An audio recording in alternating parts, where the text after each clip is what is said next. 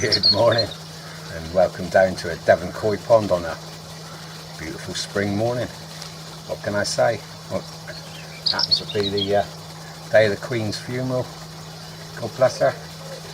Hope all goes well later on with that. Be watching that on the telly.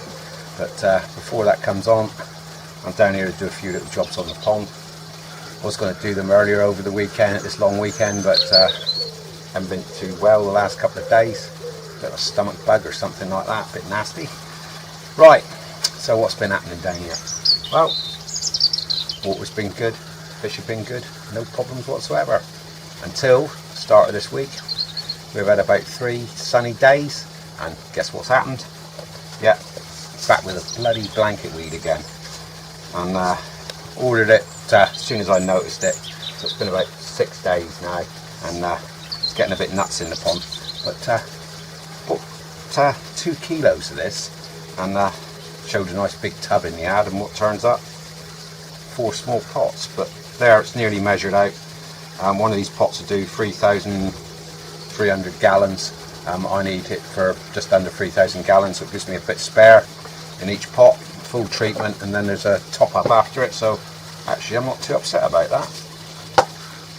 One of the other problems I got here that I've noticed in the last week or two is my sump barrel, which all the filters drain down to, so the 2 easy pods and the 3 bay cloverleaf filter that I've got at the top, they all drain down into the blue barrel that you all know about. I'll show you in a minute.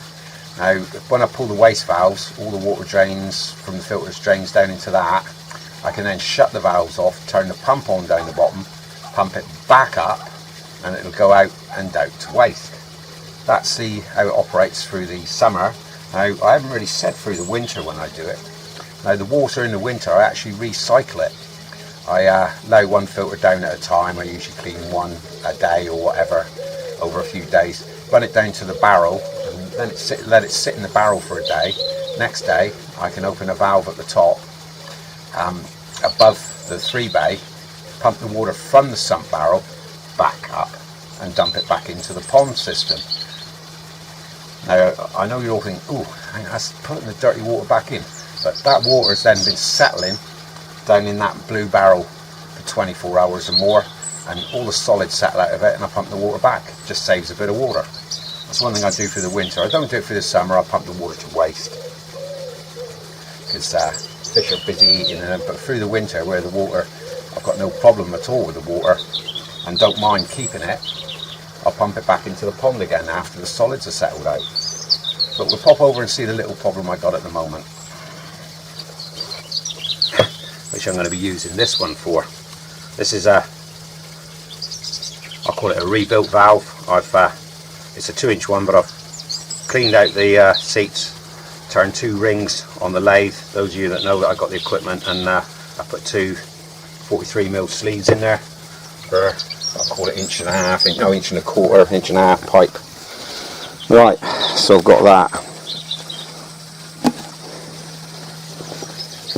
Fish are late having their breakfast this morning. Still got a tinge on the water. Might pop the net in later and net a couple of them, just to have a quick look. No other reason.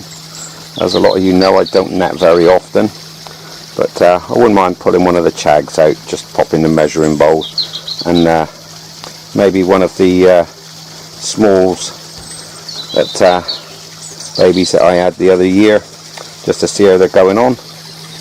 But yeah, all the filters that are up here, this one, the second pod, and the 3, they all drain back down into the blue barrel over here.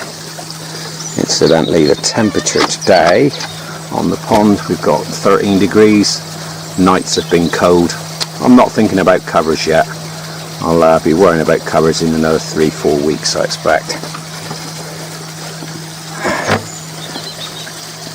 Right. As we can see, baby's tears doing really well and looking greener. That's the other thing, it's greened up. Was really yellow. As I said, this lot here is in some earth, mud on that. The others are all just in stone, and it was a big difference in colour between, but it's looking greener.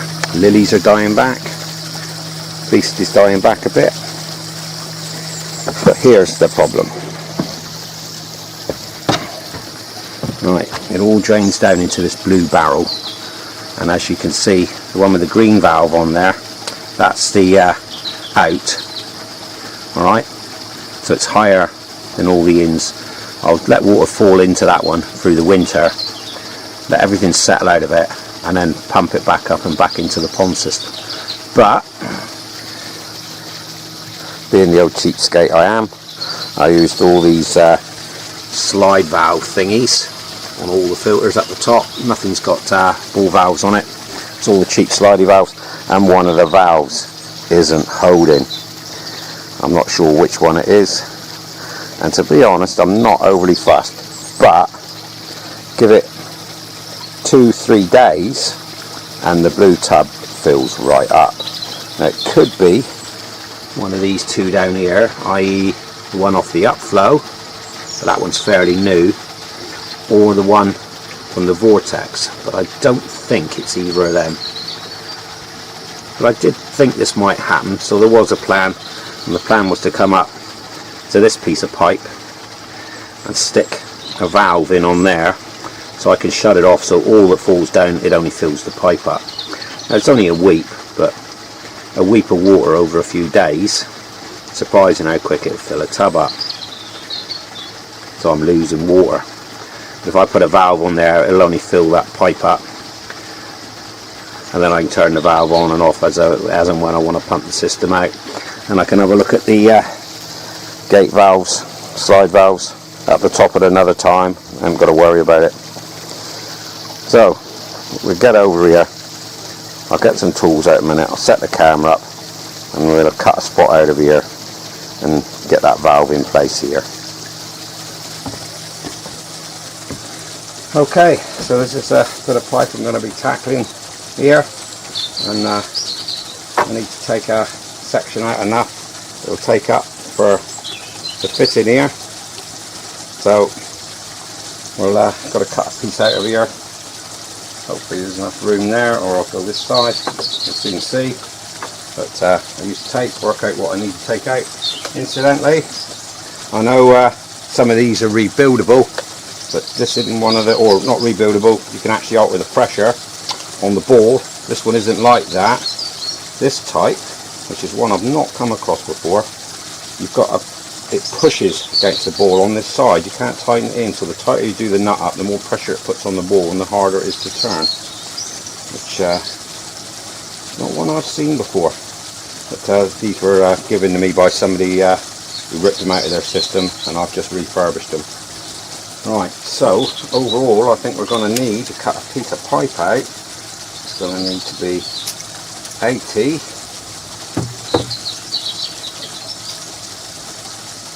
90, so it's going to be 100. I'm going to need to cut a piece of pipe out about 100 long. So that plus the nut is not going to fit in there, but it will go in here. So I think the best bet is to work it out, go with a nut. I'll go from there.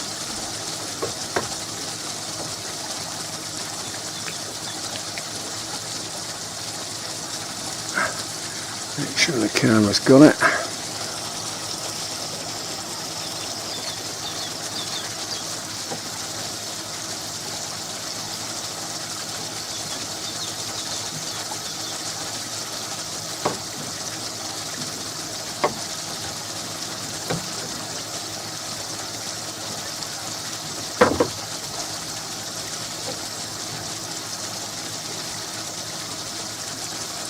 Should be outside of that mark.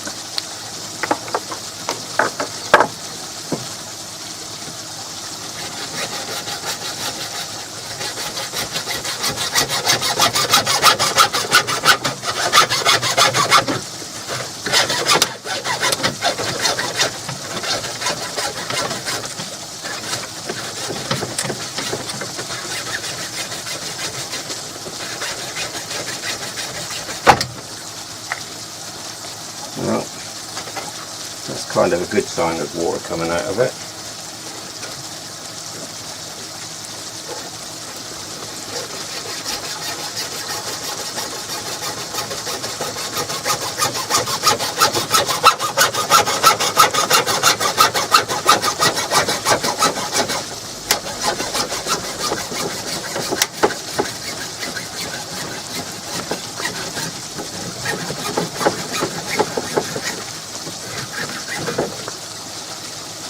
Probably means my leak at the top is down here.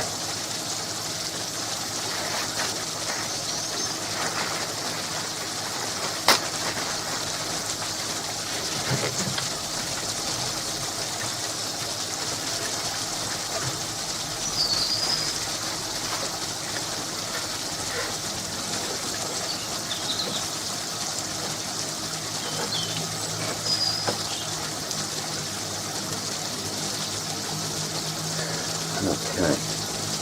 Right, incidentally, one side of this valve has this rubber in, so I don't know because it's grooved out like that, but maybe the rubber is more to push against that, which did seem a bit strange to me, but there. Right. So, that one will glue on there.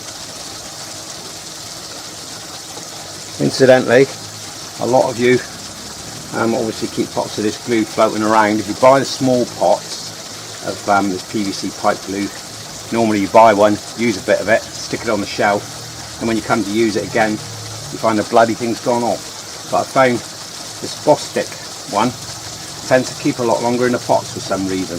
Alright, especially if you get the bigger pots. It does tend to last a little bit longer.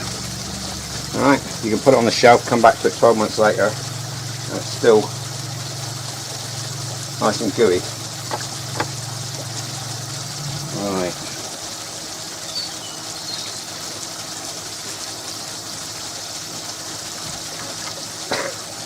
Yes, don't forget to put the ring over first.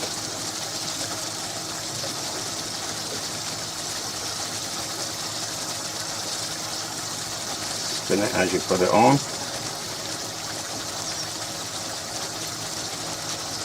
That one should sort itself out. This one's going to be a little bit more problematical, I think.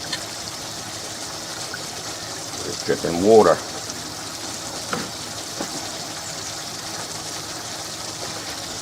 There. And right, hold it up for a second or two in the air. I think we can get away with it like that. Yeah.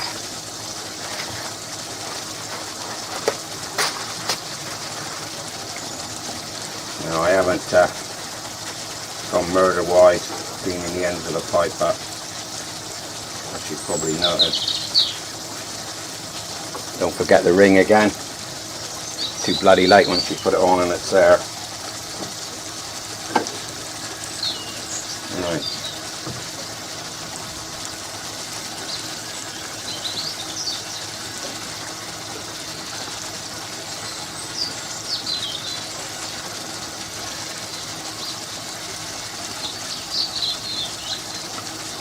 Plenty of glue.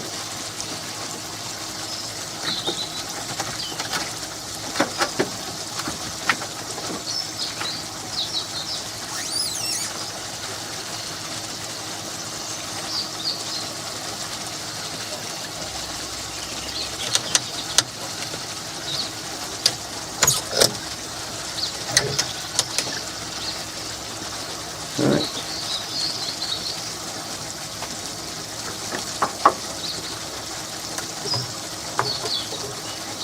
Give that a few minutes to set up.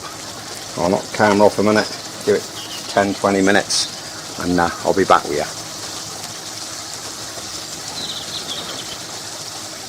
Okay, right, here we are about 20 minutes later. Decided which way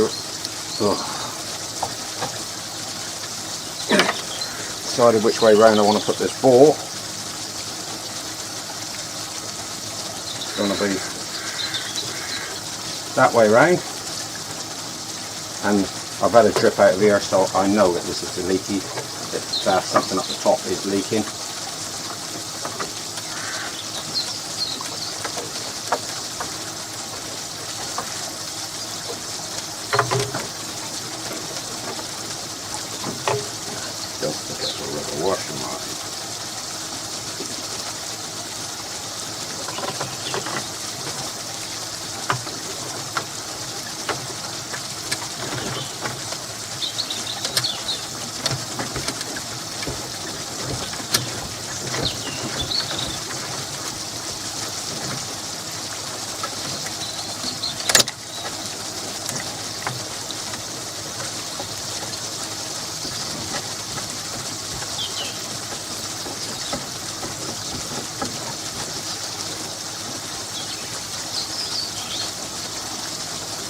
Right,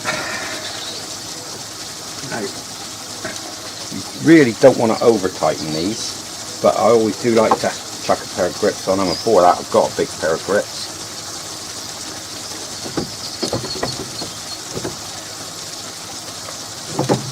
But you don't want to overdo them.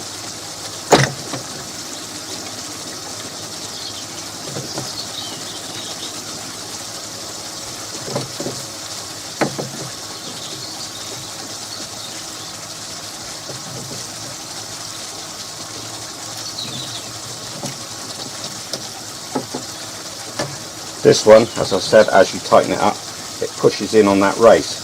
I've done it and it's a bit too tight.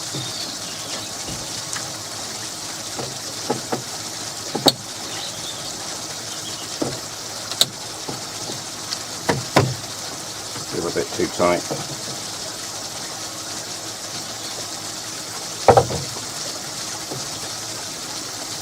That's nice. So off now, that'll solve all the problems with my water going leaking from the valves at the top. I'll open the cover up on the corner here so you can see what I mean about recycling the water. Show you again down here a second, and then I'll take you up to the top here a minute. But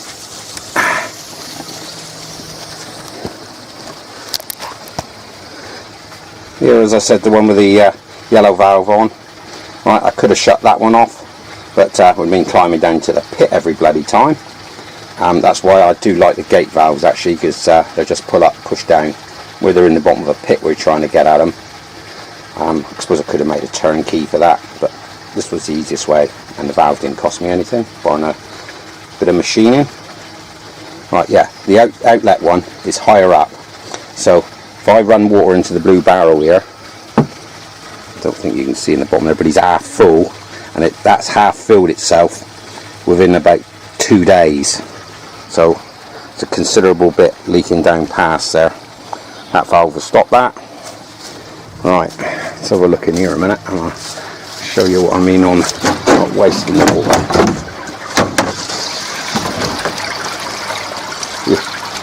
Right, you can see I haven't been doing it through the summer, but all my wastewater in the bottom comes up this pipe, and then that's my waste there, goes out into the drain. Fantastic. But in the winter I open this one, right, when I pump the bottom out I can drop the water from here back in, just like that. I pump the water back into here, so I kind of reuse my water over the winter after I've settled the solids and quite a few of the fines out. Like I say, leave water to stand for 24 hours, all the solids drop out of it. So that saves me some water through the winter, but I don't do it through the summer. Through the summer I do ditch the water. See the last of the moving beds bubbling away there, and the adaptation to the 3 bay here because the water level runs higher. In the last bay here I've got some foams in it as well at the moment. They come out in the winter. Incidentally, they've been in here all through the summer.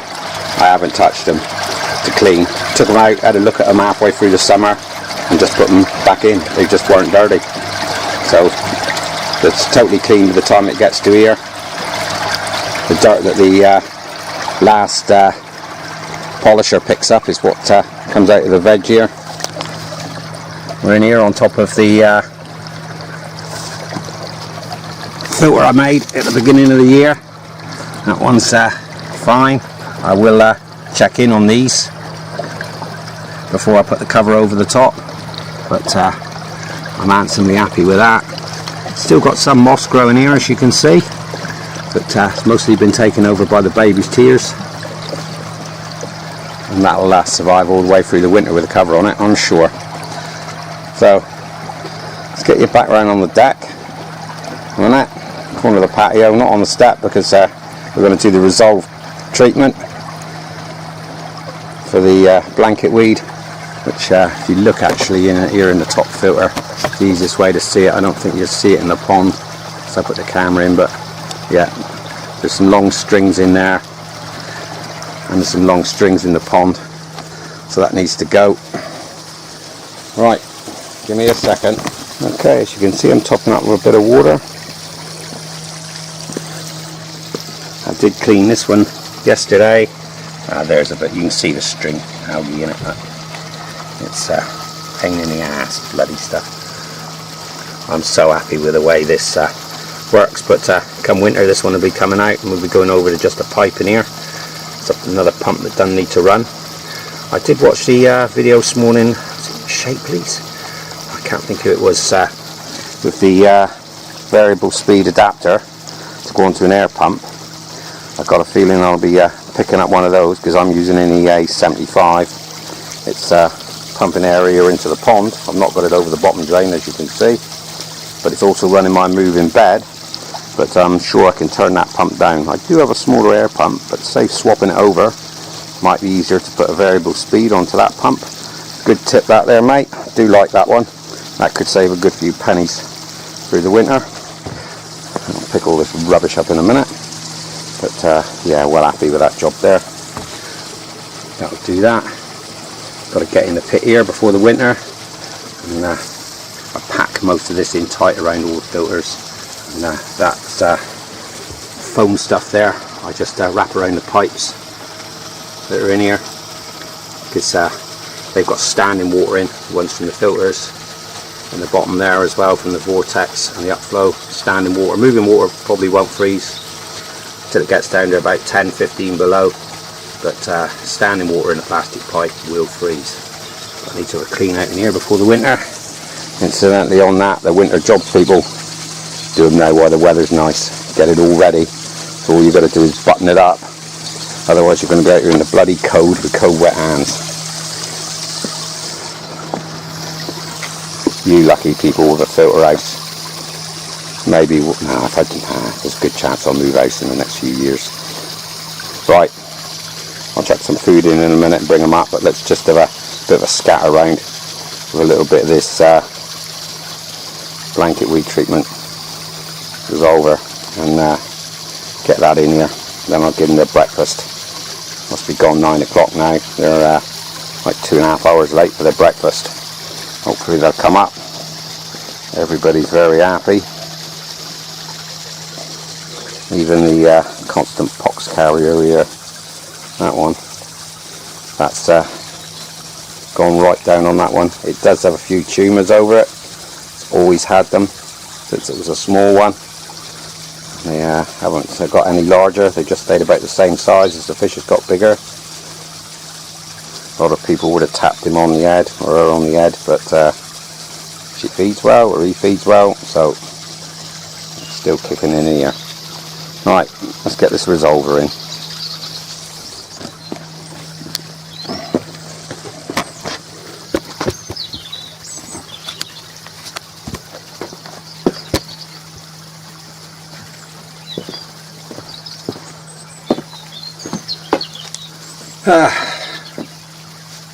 Okay, I'm not going to measure it out exactly. I don't think you can overdose with this, but it isn't all the pot, but it's most of the pot.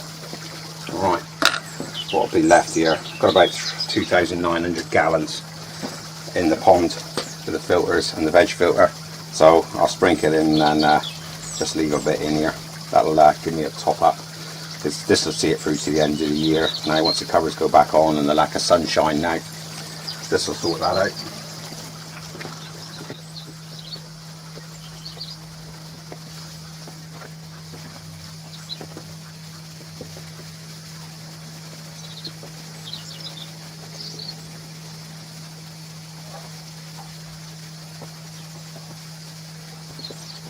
Now I've just left enough in there for probably a top up dose if I need it. But I've got 3 other pots in there. It's cheaper to buy it in bulk. Right, let's put you in the proper spot and I'll sit down and have a nap for a second.